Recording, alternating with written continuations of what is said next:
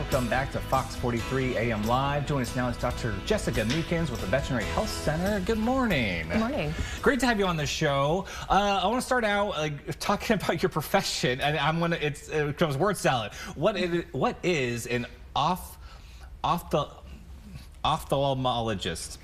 Please pronounce it correctly. Yes.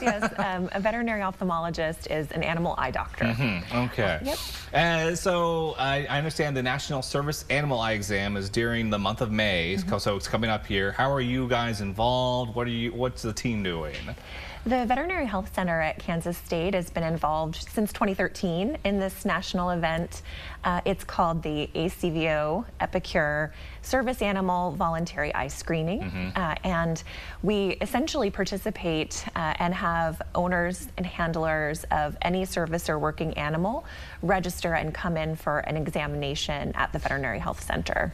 Okay, so I guess what's the number of animals that end up needing some kind of eye solution when they come in to see you guys? Sure. Certainly most of the working dogs are from programs that actually do preventative screening prior to breeding the dogs, training the dogs for the work that they do. And so thankfully it's a fairly low number that have diagnosed problems that would impact their ability to perform their jobs because there's so much preventative action taken on the front end of things. That's wonderful. So how can people make appointments, and when can they start making appointments? It's ongoing now through the end of the month. So April 30th is the deadline, and you visit acvoeyeexam.org. And there's a link for registration. From there, you just call the Veterinary Health Center and provide that registration number and can register for the appointment at that point. Okay, wonderful. And I guess we're talking about service animals. What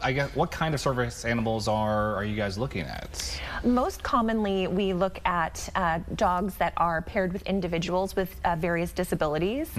We also work with dogs that are in police departments or sheriff's departments, military working dogs, and so they have a variety of different jobs that they perform day to day.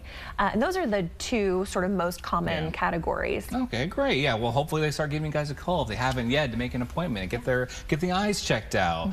And so for you, what's your favorite part of working, with the Veterinary Health Center, kind of working with students and working in a teaching environment? I love that I get to pass on my love for the ophthalmology discipline to my students and really help to train them in basics so that they can go out and manage cases and pet animals that have eye problems in the future after they finish their programs and graduate.